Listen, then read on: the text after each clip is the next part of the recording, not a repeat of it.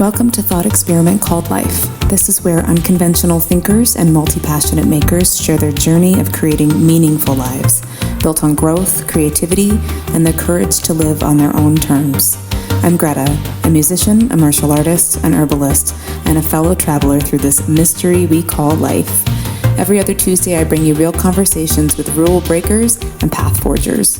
Subscribe on Substack for more resources, mindset, tools, and more. Thank you so much for joining me today. Thank you for having me and just God, allowing me to be a part of this. Are you kidding? Please.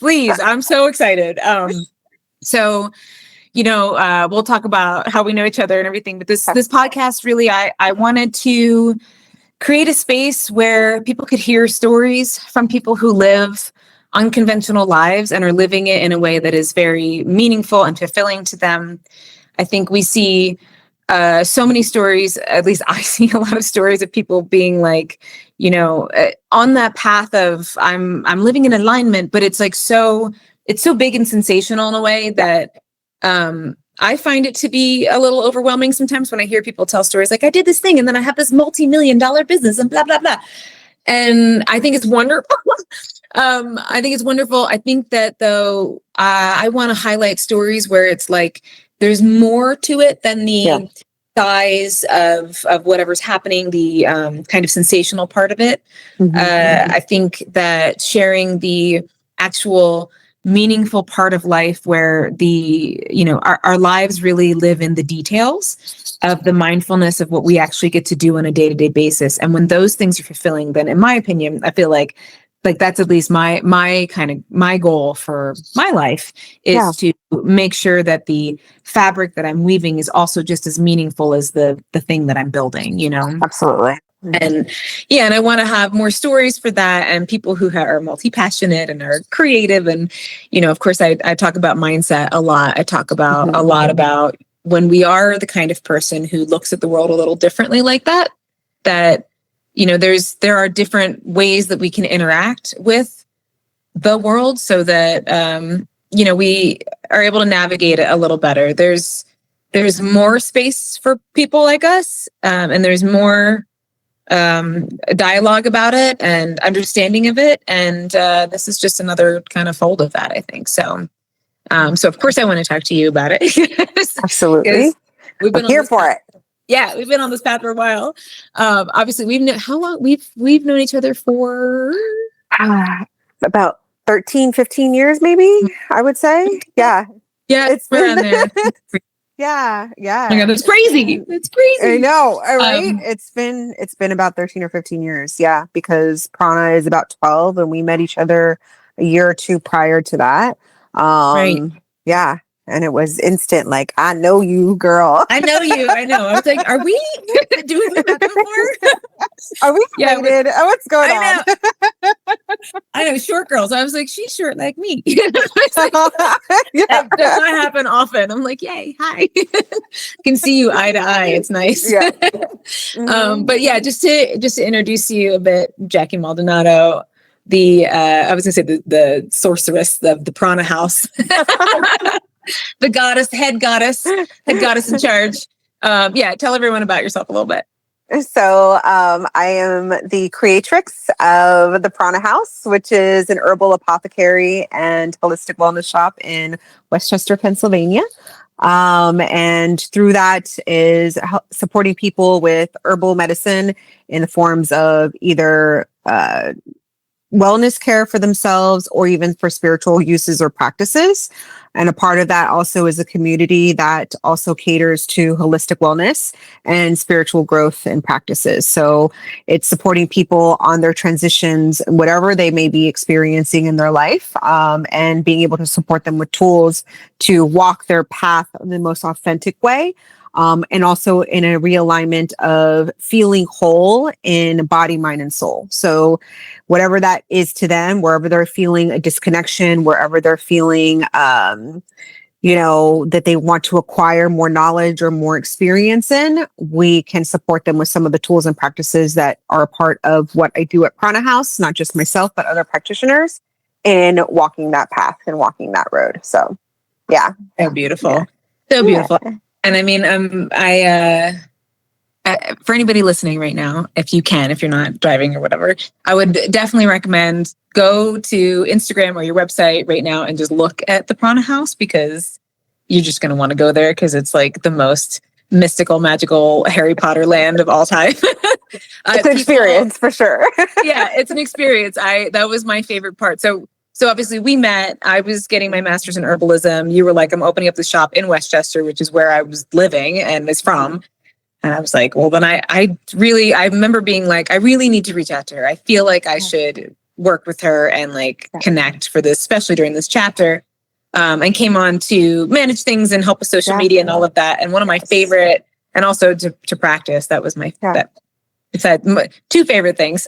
There are many favorite things. One is watching people's faces when they would walk in and they were like, wow, what is this place? And just the childlike wonder and the spark of inspiration you could see, just come over their faces, and also seeing them look at the plant wall, like the herb wall, is something really special to see somebody really just looking at it. And there's like a knowing, but obviously they don't maybe know, a lot of people don't know what to do with the herbs, but there's a familiarity, there's a bond. It's like an old friend. You've seen an old friend and you're like, I think I knew you once before. And then being able to help those people get to know the plants, get to know the crystals, get to know the tools, and help them discover their path like that. Just, thank you for having me as a part of the Prana House when it was still little baby Prana. And it was, it's one of my, there's like little pillars in my life that mark like my education and my development, and both spiritual and educational, specifically with actually the plants in general. But it's something that transformed me completely. And also, I would definitely say in terms of the I'm just jumping all over the place right now, but the feminine side of things, the feminine healing side of things, is something I would love to touch on, because I really feel like that probably made one of the bigger impacts personally in the way that I've navigated everything moving forward. Yeah. Thank you for being a part of it. I loved sharing that space with you and sharing that time with you. I think it was healing for me in a lot of ways, and also having that connection of sisterhood there. It was so healing, especially since Prana House was a creation that came out of a period of great difficulty and challenge for me, and in a time of healing as well. And being able to claim my path, but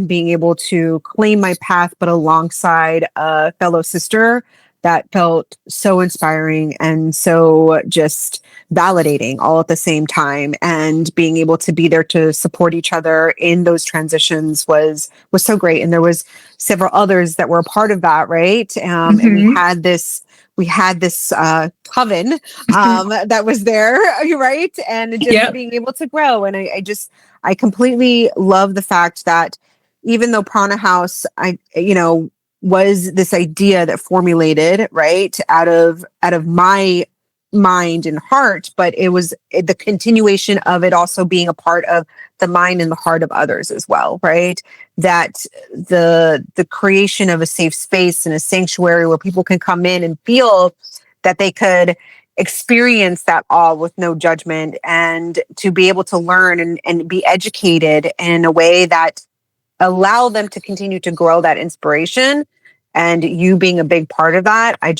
I'm forever grateful for that time period of our lives, and just the continued action of that and movement in the world, even now that we're separate, having it continue to be a work that is still going. So just same. Same. I know everyone's like, all right, you guys, but same. I love this woman so much. I love you.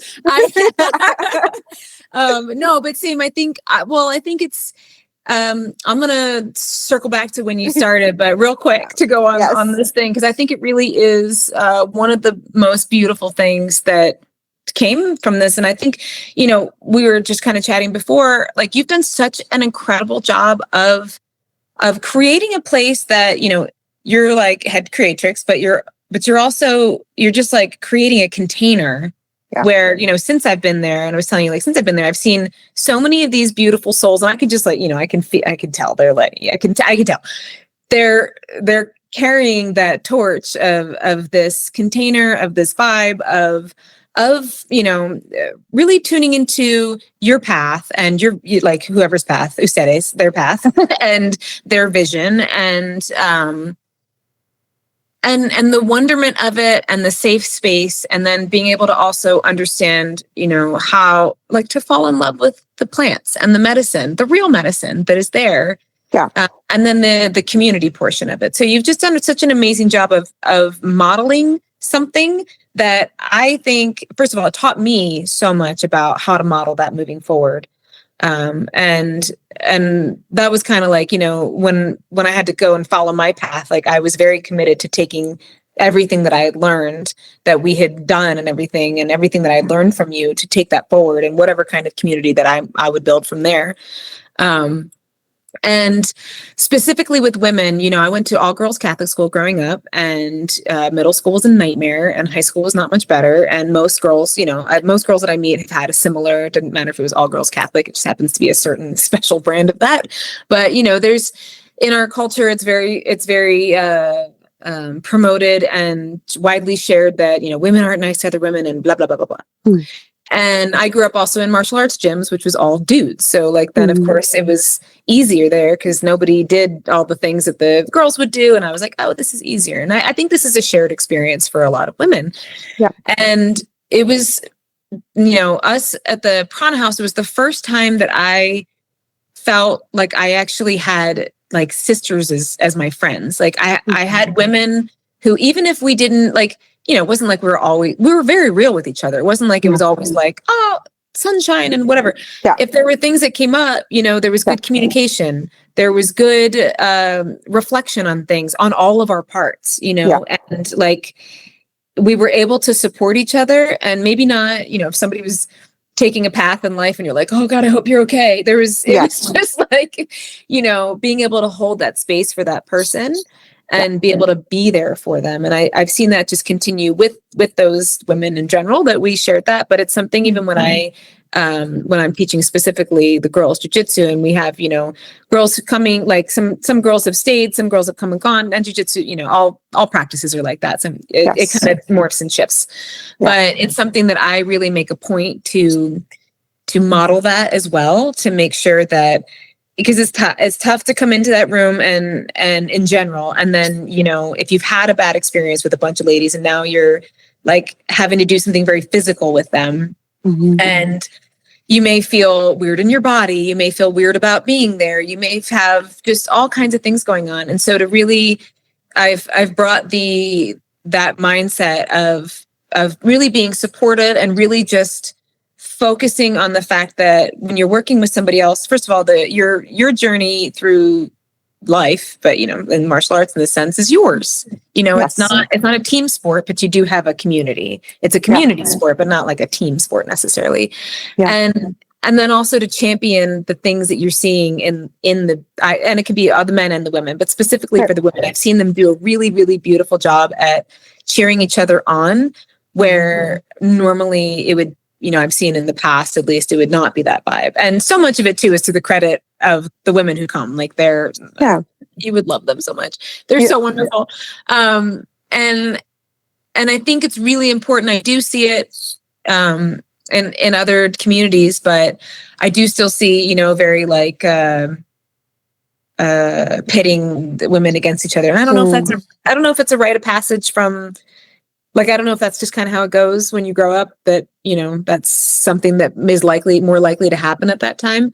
But I really am happy that at least I've seen for proof that there are so many places and so many pockets of this supportive community, specifically for women, because we need each other, and we need each other to be like, I see you, I see what you're going through. I also have gone through this.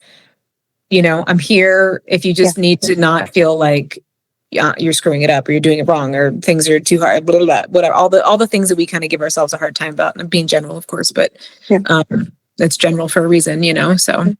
I think, I think a big part of that is, there is a paradigm where women were pitted against each other, whereas this idea of we're in competition with each other constantly, and we need to feed on that competition and kind of create almost this, in some ways, patriarchal mindset around it, right? And being a person that also grew up in places where it was with that mindset of girls being pitted against each other. But I also have moved so much in my lifetime. I was always the outcast. I was always oftentimes the new person in a group. And so it was always having to kind of find my way into whoever was going to be a part of my circle and creating that circle for myself. Culturally, I always felt like I was also the outlier, as well as being a first generation born US citizen and kind of learning what my path was going to be. But always kind of being on the outskirts. We've talked about this too. I always feel like I'm that person on the edge of the woods. And, for so long I was yearning of like, well, where will I find my community? How can I find my community?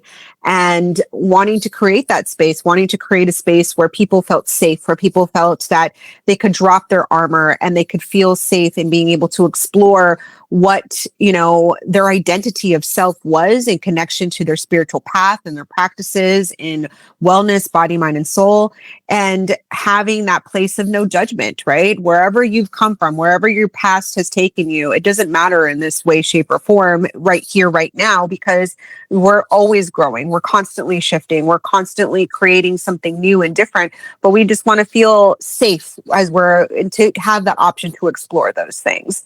And through my own challenges in life, I've always felt that I've been an individual that has wanted to make people feel comfortable, to make them feel safe, because I know a lot of times, especially when I was younger, I didn't feel safe. I didn't feel heard. I didn't feel understood. And I never liked that whole mindset of, well, let's pit each other against each other, or I'm better than you. And it's like, no, we can all come into a space where we all have our own strengths, and how can we explore those strengths and make each other even better because of that? And root each other on, right? And give ourselves the opportunity to explore like that greatness that we all have within us and that power that we all have within us, but unfortunately sometimes gets shuttered and gets squashed down because of the judgment of certain individuals. And I'm more like, let's break free of that. Let's break free of those chains that bind us, because we can be so much more powerful than we can ever imagine. And I think through those phases of death that I've gone through myself, it's allowed for that rebirth to happen in a space where I'm like, no, I want to be someone who gives that space to individuals to feel in empowerment of their own path, because I remember what it felt like to be disempowered myself and to move through that death and have to kind of climb and find that space for myself. And if I can create a space where people don't have to do it alone, then that's great. And let's continue to do that. And I'm glad that there's branches and pockets of that, right? Because there are. And I think also too, as I started to create that and shift that, I automatically also started to attract that. The woman that also thought similarly, who wanted to uplift, who wanted to empower, who wanted to show love, who wanted to be love for others as well. I think that just automatically started to cultivate that. And you cultivate that in your MMA gym, and it's beautiful to see. And I hope that more and more of that cultivates over time, because we're powerful. We're powerful. We're powerful. I love you touch on the empowerment thing. I want to share with you. I thought this was pretty cool. So I interviewed my friend Ryan Hoover 2 weeks ago or so, who is one of my old friends back from Krav, and he has an organization called Fit to Fight. He's like massive on YouTube. He's done an amazing job. He and his wife, they kill it. I love it. Wonderful, wonderful conversation. And something that they talked a lot about, and I hear this a lot in the self-defense circles, is with the word empowerment. Mm-hmm. And how there's like a rub, because it's like nobody can empower you. That's something that you have to do. And I love Ryan said, empowerment is something that happens when no one's watching. Or like, and and I love it with what you're saying, because it's kind of like, the the quest, your spirit quest is yours. Yes. No one can do your Yes. spirit quest for you. Absolutely. No one can do the dark night of the soul for you. And though having that community though really helps you with your spirit quest. Because a lot of times we all have a quest. We all have some kind of journey into our soul, some invitations that come knocking in maybe not the most fun ways. And it's like to be able to navigate that in a way that is I want to say moving forward, but sometimes you don't move forward. Sometimes, a lot of times you're just spiraling, but just different spirals, not like spiraling down, but the cycles, you cycle, yes. right? The rhythms, the wheel of the year. Exactly. Yeah. So sometimes we spiral, it's like spiral, but, as to continue that rhythm, it really is helpful to have, examples and models around proof that other people have gone through something like that. The knowledge that you can go somewhere and just be. I always say, my therapist is always like, stop being a human doing and be a human being.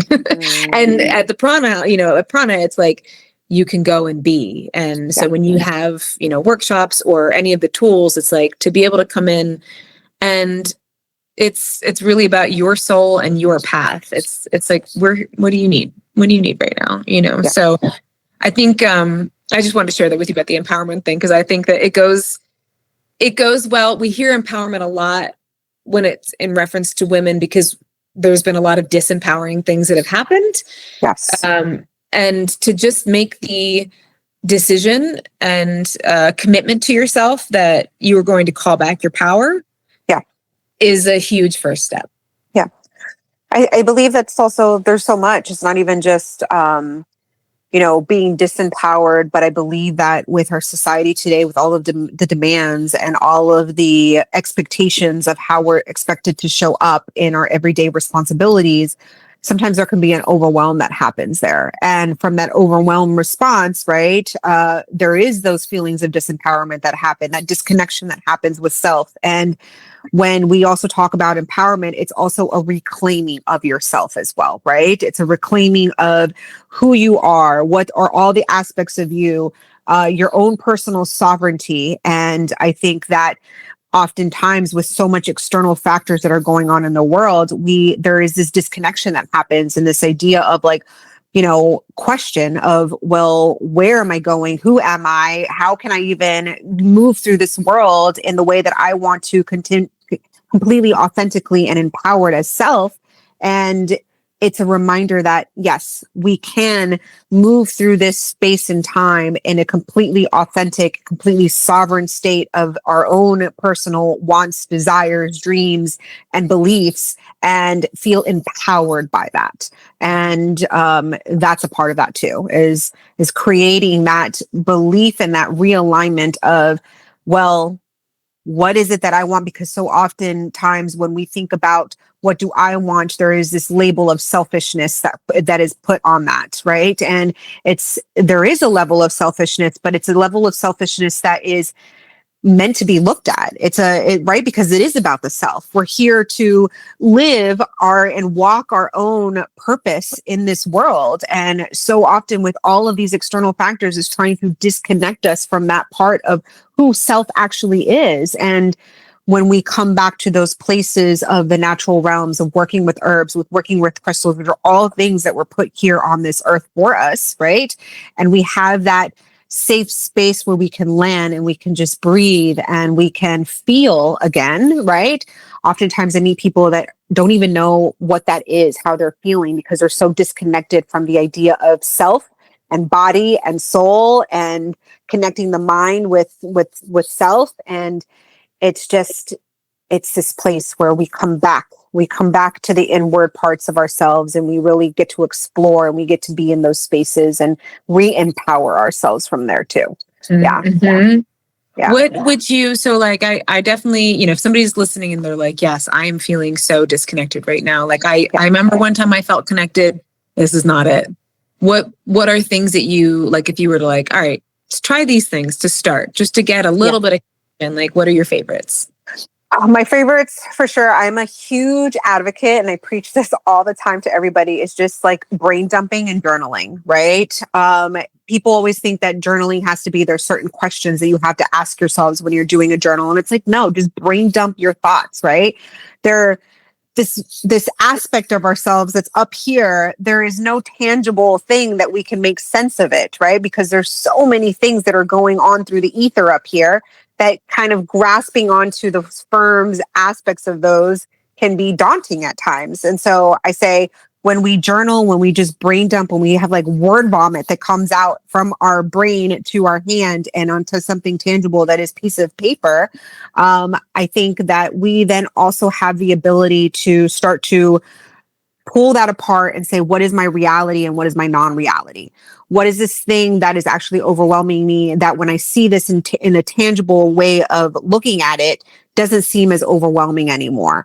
Or, oh, now I have a little bit more clarity on this because as I wrote it out, I can kind of decipher what the hidden meaning behind all of that is. So I say that's one start. Moments of silence and meditation, absolutely.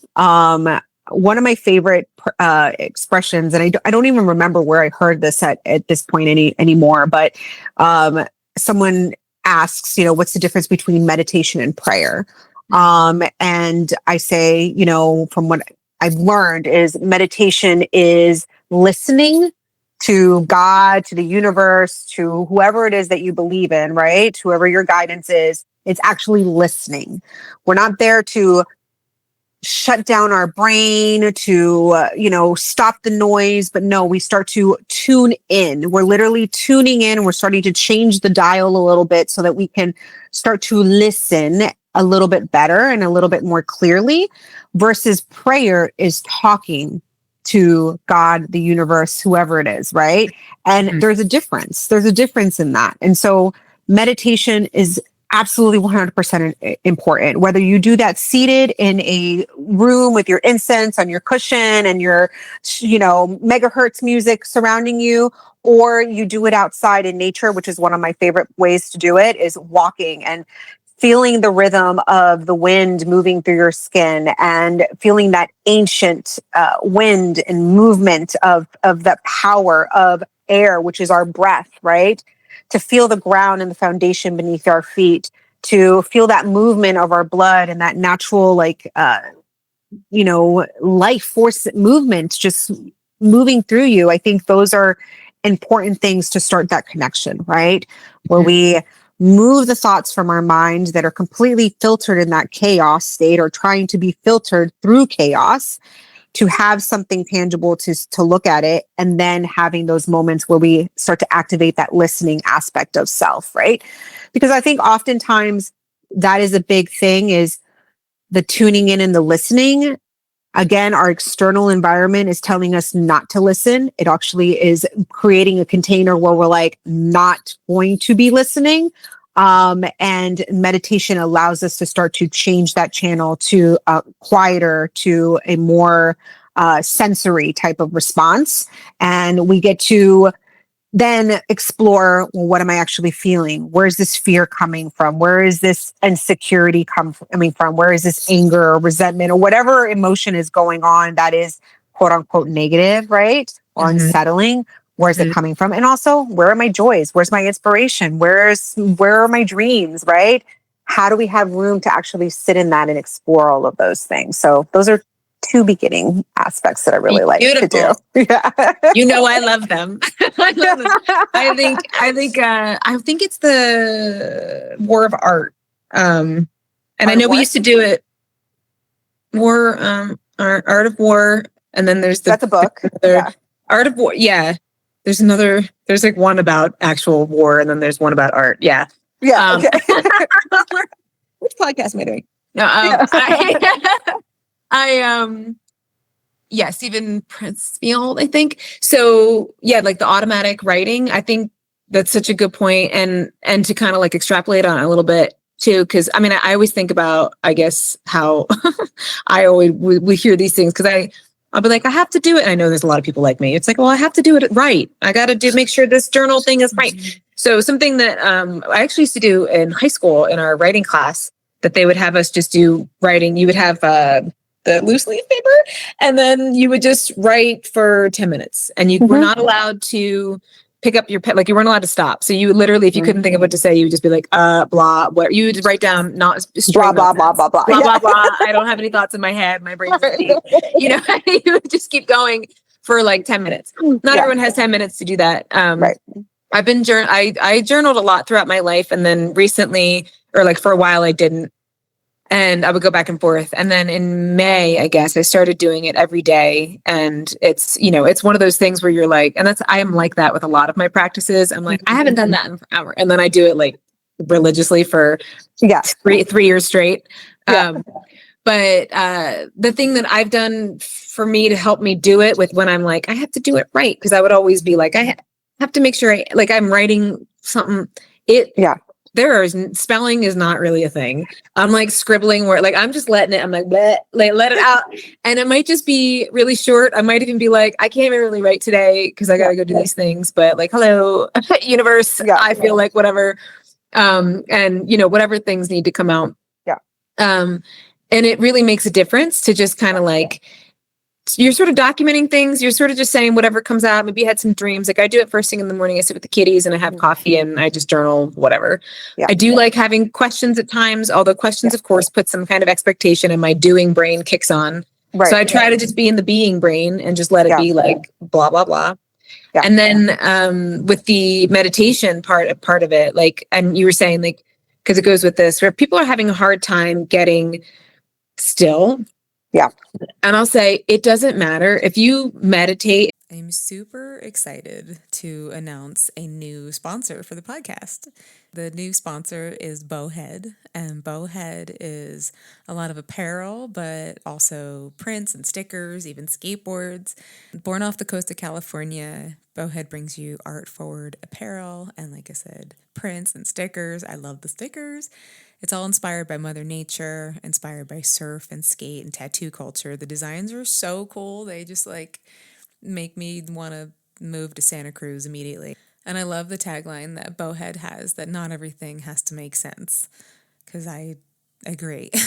Not everything does make sense. So I think in a world where everyone's like wearing the same mass-produced graphics from chain stores, I think it's really cool to get something original, designed by a real human, designed by a small business, a small artist shop.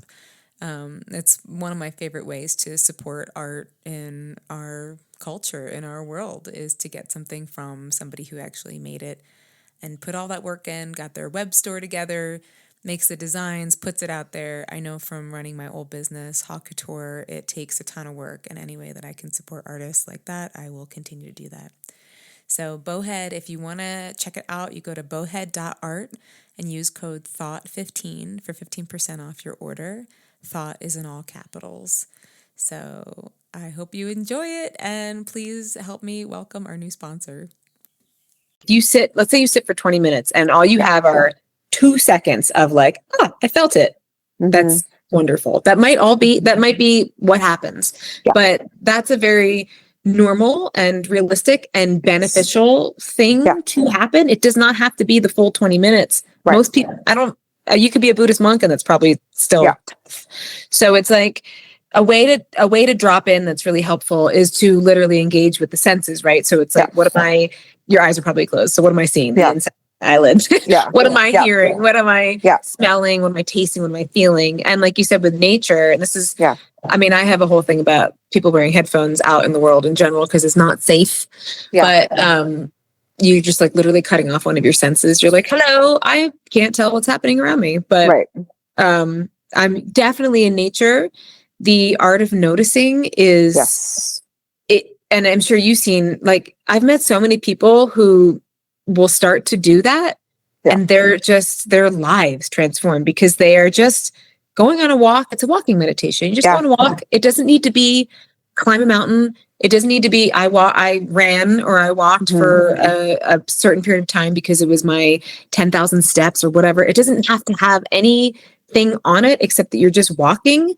And you're just noticing. You're noticing the bugs. You're noticing a leaf. You're just noticing things, and it shifts you. Like I usually notice about 45 minutes in, if I'm like really tight, like just congested with all the energies and all the thoughts and all those things. Yeah. About 45 minutes for me, if I'm really, really like not aligned, that's all of a sudden it's like I've been filled up with the nature vibes, the forest bathing. I took a bath, I'm done. And I'm like, I feel so different now. And that's different for everybody. I've just happened to notice for me personally, that's about that. Yeah. What I tell people, like when they're beginning the practices of journaling and they don't know, right, where to go, it's like, well, first date, put what the weather's like. And then also if you are someone who follows the planetary days of the week, then like also put like what planetary day it is or even planetary hour. Because if you are someone that follows things astrologically, that can also kind of tune you into the energies that are going on in our universe, as above, so below, right? And then maybe be like, oh, I've been feeling this and I didn't even tune into what that energy is. And that will be one thing to kind of think about. And then the next thing, it's like, well, what is the pressing issue that's right here lingering in my mind? That's what I'm going to brain dump about. So that's one thing. And then you just start to brain dump about that. And then when it comes to the meditation, it's like, there is no expectation that you're going to do 20-minute meditation, in the beginning, especially if you are new to your practice, right? So set a timer in the beginning for the first week for a minute, right? Just a timer for 1 minute to just breathe and just focus on inhale, exhale, and that's it for the first minute. And start to go up until 5 minutes after the first week. And then you have that timer so that you're not constantly looking at your phone, doing things like that, right? And then as you start to progress into your meditation practice, maybe you will lead up to 20 minutes. 20 minutes is usually where we're hoping to get to at some point, right? But if you can move to 1 minute to then 2 minutes, 3 minutes, 5 minutes, right? That is a movement into your meditation practice and a beginning of that awareness and understanding. And then when you were talking about the senses, that's the centering piece, right? The centering piece is we're bringing our senses into the attunement of the space in which we're actually in, because a lot of times we're up here so much. So in that centering, okay, what can I see? I'm going to try to look out for color. What's one green, where are all the greens that I can see, and spotting how many greens I can see. What am I smelling right now? What am I hearing right now? Right. And then that's the centering aspect where we start to bring things inward, and then we start to ground. When we start to ground, okay, can I feel my breath moving through my body? How does my body feel? Am I going to like move my energy because my energy feels really restless right now and I need to get some of that excess energy out? Or can I come to a place of stillness where I do close my eyes, right? Because now I feel safe enough to do that. And then I can just then come into a place of listening, right? And so there are stages of how we move into this place of meditation, how we move and shift into a place of release. But it usually begins with our centering first, centering of our senses. And then we get into a place where we can ground and we can begin to feel that shift. And when we're walking, like, what are the different trees that you can notice on your path? How does the ground change between flatland to rocky to mossy to wildlife, like wildflowers all over? Like, what can you just envision? And then you start to immerse yourself into the experience as you're naturally living it. And so often, I think in our external world, it's more about control, right? Mm-hmm. And then in that moment of that meditation and that path, we're letting go of the control. Mm-hmm. And then we start to feel that shift, and we start to feel that release, and we start to feel that settling. And I just love it so much. I couldn't more strongly advocate for people going on walks. I'm like, I moved to Colorado so I could be near mountains. And I'll say that my most spiritually connected nature walks, at least up until this point, like we're getting to know areas of land. If you find a piece of land, right, it doesn't matter. You don't need to live in Colorado. I grew up in Westchester. I lived there until I was 40. And there was, as you know, I always would I'd be like, come join me at this park. There was one park and it was like 4 or 5 fields or something. It wasn't very big, but I had gone to nature, camps or whatever when I was little. So I knew the land, and it didn't get really populated like some of the other parks in the area that were getting like really popular. So it's pretty quiet. Yeah. And during the hardest times of my life, which lasted a decade or so, you know, it was, I would just go walk the land. And I started it just because literally out of desperation of just needing a space to be where I could just like, it was just, you know, if you ever drive somewhere in silence, because everything's so loud, you know, they make jokes about it. Like, you're just like, you already have too much sound happening. So if you're feeling like that and you go into nature, and that's one of the most healing ways to let that channel through and to recalibrate yourself. And I started going there because I was kind of only going to that land when the weather was nice. And then I sort of just made, I don't even know if it was a commitment. It's hard to remember. I think things were just so shitty that I was like, oh, it's raining. Oh, it's snowing. Oh, it's just terrible out. I don't care. I need to be outside. So I would just go and I would walk the land, and I would walk the land there weren't a ton of paths. It was, like I said, it was pretty small. But I started practicing listening to my intuition that way. And this land really has been my church in so many, like specifically this plot of land, because I would walk and I would just ask, like, show me where to go, show me where to walk on this path. And when I listened to where to go, and it would be random, it'd be like, to go down this little path here or that little path. I was like, okay. And then I would find, you know, like a giant eagle feather, or I would find antlers, or I would find things, or I would run into the owl not the one that attacked me, but sorry, lady. She was like, what do you want?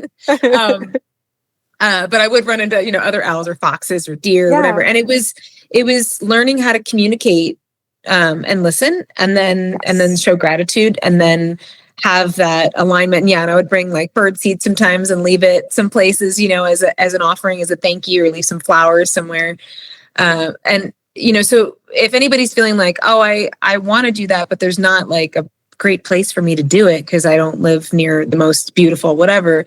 And this is beautiful, super beautiful. But I'm saying it doesn't have to be, it can be just an area that you can get to know through the seasons even. So if you're able to just walk there, at least a little bit during the winter, or a little bit during weird weather that you're not a fan of, the things that you will notice that are different, and the things that you'll see, you're like, oh my God, I remember when that plant was dead last winter, and look at it growing now, you know. There's so many things to be able to glean and to absorb from that. And I just couldn't possibly more highly advocate for that. And also, you're saying with the meditation, I love the idea of like starting like that, because it's hard. People have such a thing around it. And the other thing I suggest too is, who's that? Sorry, we got interrupted. No. Hold on. Okay. My cats are now here, and Max came in. And hi, Max. You want to come and say hello? Yeah. Come on here and say hello. Come on. Come here. And say hi. Hi. Oh my God, you're so big. And then here's Moose. Oh, Moose. Moose is coming. And then this is Oliver. Oh my God, Oliver. Yes, I love it. Hi, everybody. Here's Oliver. Oh, hi. Everyone just decided to come and say hello. So. I love it. Listen, that's how I like it. Maynard's sleeping over there, but yeah. Oh my God. Hello, everybody. Hi, Max. He can't hear you because I have the headphones. And you want to say hello to Greta? Say hi, Greta. Hi.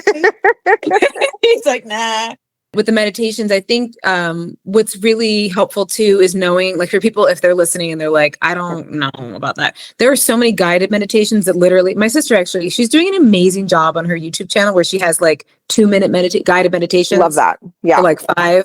I love Tara Brach as well. She usually has like 18 to 20 minute. But if you find, like, there are so many guided meditations out there that will help people. Like, if you're listening and you're like, I'm curious, but just try and see, because it'll walk you through enough to just kind of help you get a sense of like, okay, I can feel my nervous system shifting. Now Franklin's waking up. Yeah. There's a free app. There's a free app called Insight Timer also that people can just download, and they have a plethora of free meditations on there all the time too. And that's great. Yeah. Mm-hmm. Yeah. So I think, like, knowing that there's ways to access it, especially like we said, if you're just starting on this path and you're like, I just feel like pure chaos right now, or if you're just like, I kind of dropped off, which is fine. It happens to all of us. Like, part of the cycle. There's just it. I think if you drop off your path, it's a nice way to to get to know it again in a new way is how I feel. Like I'll get bored of what I'm doing and I'll drop off, and then I'll be like, oh my God, I used to love doing whatever. And then I'll find something new, and then it reinvigorates, like the journal. I'm like, oh, I have a great cute journal. I know how I want to do it now. It's different. I love it. And it becomes a new chapter, basically. Absolutely. I wanted to just shift a little bit to more of the side of things of your, as we were talking earlier, like something that I find so beautiful about you that I really want to share with everybody. And I'm obviously going to have you on more because we could talk for a long time. Yeah. But the practice of your commitment to your vision, kind of no matter what external factors are going on, you have, so even if you have to shift and change things, you have this commitment to your vision and to yourself and to your heart in a way that is very unusual for most people. So like, I don't know if you realize how special that is. I'm going to tell you, it's very special. Okay. It's very special. I've only met a few people who are like that, especially people who are younger. Like it's something I feel that I've seen more in people who have lived a long time and just kind of have like an understanding of the cycles of life. It'll happen. This is what's going to happen, not this is what's going to happen, but like everything will kind of sort itself out, and since I've known you, you've had a bunch of things come up where you had to like, it's like I always use the example of the sailboat. So you're on a sailboat, you're going that way, but like you may have to go around that. You have to just shift your sails. So you got to like, go over here for a minute. And you've always been so good at that. And I just kind of wanted you to speak on it a little bit because it is something that's really special. Like were you always like that? Did you find a time where you went, okay, this is the vision that I have, especially with Prana? Because Prana is more than your shop. Prana is just like what the container that you've created. It's a whole vibe. It's not like a place. She's an entity all in herself. She's an entity. Sometimes I feel like all in herself sometimes. And I'm kind of just I'm the groundskeeper of Prana in some way. The steward. Yeah. Yes, the steward of Prana. Yeah. To be honest, I feel like I really don't know where it came from. It could just be something that was instilled in me, and the idea of, working always for what you want. I was very lucky that my mother, she was always the individual that was like, you can do whatever it is that you want to do when you put your mind to it. And so I'm very grateful for that because she did give me that space to know that if we put our minds to and our belief in something and we work towards that something, we have the power and capacity within ourselves to create that. And so for her, I'm very grateful because she did instill that in me. I think also too, there is this level within me that says, I'm a visionary. That could be the Aquarius side of me. And then also I'm a Pisces rising. So it's all about, this dream state and cultivating something that's outside of the regular norm. And I think for me, it was more of like, what feels right in my heart, right? I want to live a life where I can say at the end of the day, I follow the pursuit of my own happiness, right? I follow the pursuit of what my joy is, no matter how much the challenge may have been in that pursuit. But sometimes challenges, we look at it like it's an overwhelming thing and a thing that we're like, oh, I don't want to do it. And like, if it's too much of a challenge, then I'm going to like let go of this idea and this dream and F it, right?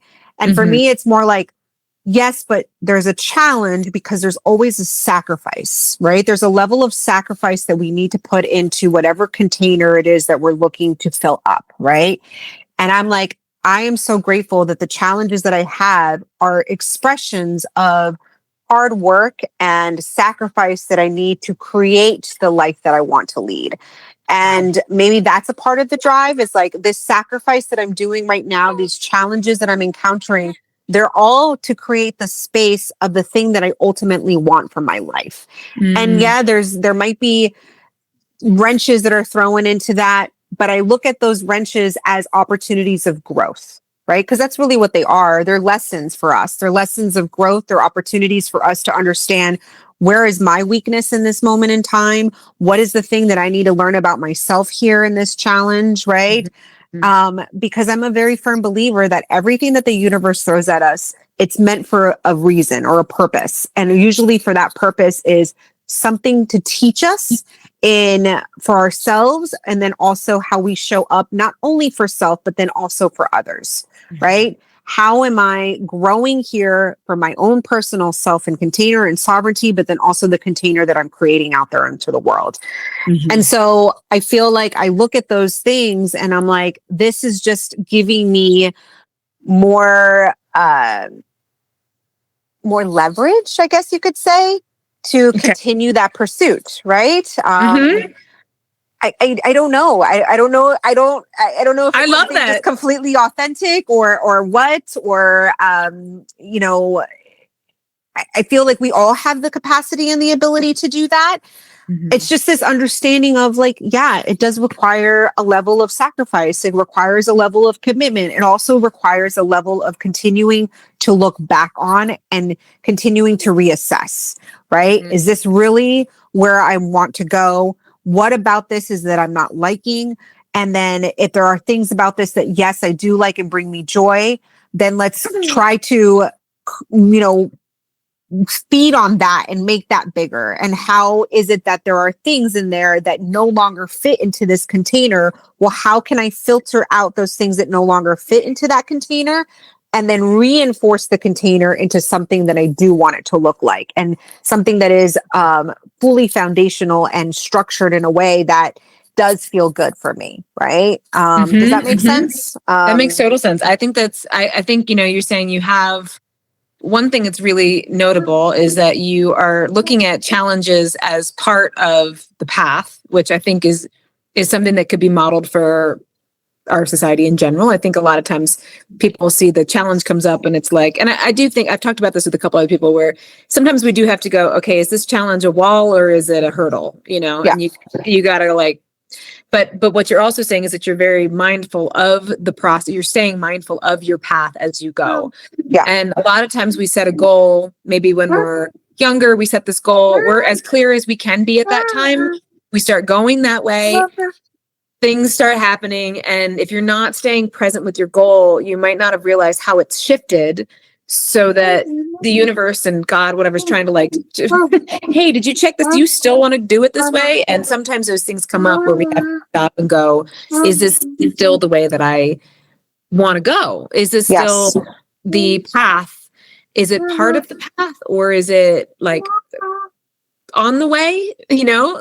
So being mindful of that and allowing yourself to have the ability to reflect on what it is you actually want to still do. Yeah. So I'm hearing that so much too. Yeah. I mean, you're very mindful with your practice and committed to it. And I think that is a testament to the way that you look at things, right? Like to be able to stay present as life changes and reevaluate goals, because just because we make a goal or have a dream in our heart and all of those things, if you find yourself wanting to do it differently or not do it at all, like those, sometimes I think it helps to hear somebody say like, hey, you actually don't have to do that thing anymore. You could do it differently if you want, you know, and you're allowed to change your mind. Now, yes, if you're changing your mind like every 3 months, maybe you want to like you change your underwear. Yeah. No.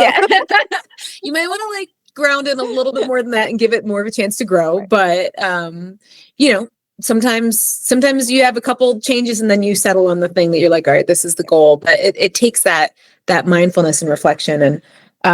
And then, so I know you got to get going, and just real quick, and then I'll have you back on. Maybe we'll talk more specifically about like plants in general, because I would love to talk about it. But I did want to know if somebody is feeling like called to discover herbs. Like I usually tell people the plant will call to you, and somebody was like, "What do you mean?" And I was like, "Well, for me, you know, I love ashwagandha, and I always tell how I thought it was the funniest name. I kept hearing it, and it made me giggle. I was like, "That's such a silly name. I like it. I want to learn about it." And then it ended up being the plant that like keeps me healthy. It's the plant like I will die on that hill. And that was how it called to me. I tend to see things through humor. and it's sort of like things will be highlighted. And I learned that if I just look at, like, just investigate it more, I don't necessarily need to go out and get everything about it. But if there's a plant that, or a nutrient or something that I keep thinking about and it keeps popping up and I keep hearing it somewhere, that's like a door to enter from there. Yeah. And I'm curious how you like would suggest, if somebody is feeling called to work with plants more, where would be a good place to start? Yeah. I think that is a good place to start. It's like, where are they hearing signs of it? Or is it being mentioned constantly to them? Are they seeing pictures of it? Is it something that's random coming up in a song or something like that? I think sometimes we get clues in some way, somehow in that way. But I think also times too, when we stop thinking that it's an entity that's completely separate, or a practice is completely separate, and something that can be combined with just an everyday thing that we do, which is eating food. I think that is a very natural way to come about it. It's like, I'm going to the grocery store and I'm going to get myself a box of tea to have, right? And then I look at the ingredients and what herbs are a part of this, and I'm going to incorporate this tea into my daily practice. And then I look at those ingredients of those herbs that are a part of that, and then start to research them. Like, what does this do for me? Like, how can I take it deeper? At certain times of the year, maybe there's fresh dandelion that you could start to work with, and you can use that into your everyday food. And, well, what does dandelion have to offer? And you start to like go deeper into your practice. I think that happens with like so much for so many different things though too. I think that, again, there's been this disconnection, and we've been so disconnected from even what we're getting at the grocery store and what food we're getting, versus when we start to think about practices like herbalism and working with the plants and our wellness, it's more about starting to create this connection with that, right? Connecting with our food, connecting from where it comes from, how is it actually being sourced, all of those things. And then we start to look deeper as like, well, what does this actually offer me, right? How can I use this in a medicinal way? How can I use this in a way that is going to be nourishing for my body? Is it nourishing for my body? Is my body seeking it out? Am I craving it, right? Mm-hmm. And then how can I also use it in spiritual practices and forms like that? So I think when we start to change the mindset of like, this is a completely separate practice, and we start to say, this is a practice that is a part of the natural things that I do every day, it becomes less daunting and less foreign. So I love that so much. That was the reason I did nutrition and herbalism, because it was like one or the other. And I was like, they're kind of together. Kind of one and the same. Yeah, they are. And a lot of medicinal plants, like turmeric, for instance, like, yes, do they use it at 1,000 milligrams for, helping with chemotherapy? Yes. But really, like, the benefits of it in terms of your everyday benefits are if you have it in a food amount. Mm-hmm. When you kick it up to 1,000 milligrams and you start to alter other things, and it's not bad. It's just like, it's just doing a different thing, and like in your detox pathways. So it's so interesting that when we actually just have these herbs and plants in our food, like you said, it just becomes a part of things. You get to know it, and it is subtle, but it's also incredibly powerful, especially when it's cumulative. Then it's not subtle, but it is life-changing. Absolutely, because we're putting it in our culinary, everyday like recipes, but then that's for preventative care. And then we start to investigate, and we're like, oh yes, if I amp it up to this amount and there's this problem happening, then it'll support me with this particular issue. But in me being able to use it in my everyday recipes, I'm supporting my body system in that preventative care aspect. And so, if you can't get to it from one place, we can at least get to it from here, where it doesn't feel as overwhelming and it doesn't feel as foreign to us when we get to that point of like, oh, now I do need to use turmeric in 1,000 milligrams. Now, but I know what it is, right? I know what it can do. I know what the essence of it actually is for. And then I can use it, and it doesn't feel like this completely foreign thing that I'm putting into my system. Right. And we're continuing to build that symbiotic relationship with the plants and all of that. So, yeah. Oh, yeah. Thank you. You're welcome. Are you still making elderberry syrup? I am. Be well syrup. Yeah. Yes. The Be Well. She's that like, is still, yeah. yes. Still, that is something that I will probably make forever. It is an elixir that I've made for my family now for 15 years, almost. No, 12 years, because it was when Duke was 3. I've been making it for the past 12 to 13 years, and it's something that we still take today, every day almost. And as the system moves, but it's elderberries, astragalus, autoimmunomodulators, which help produce more white blood cells into our body to be able to combat a lot of those viral infections that we get, especially during this time of the year. So, yeah, and then there are a lot of other spices and stuff in there and good stuff. Yeah. Can people get it on the website? Yep, they can get it on the website. It's Be Well syrup, and then there's a lot of other things that they can go I always to. recommend your Be Well syrup over. Yeah, it is a miracle worker. Yeah, absolutely. Thank you so much. I'm so glad we got to do this. I love you so much. I love you so much. Love you so much. Appreciate you. And I feel like we need another 2 hours, as always. I know. We'll do more. This is just the beginning. This is just the beginning. Yes. Yeah.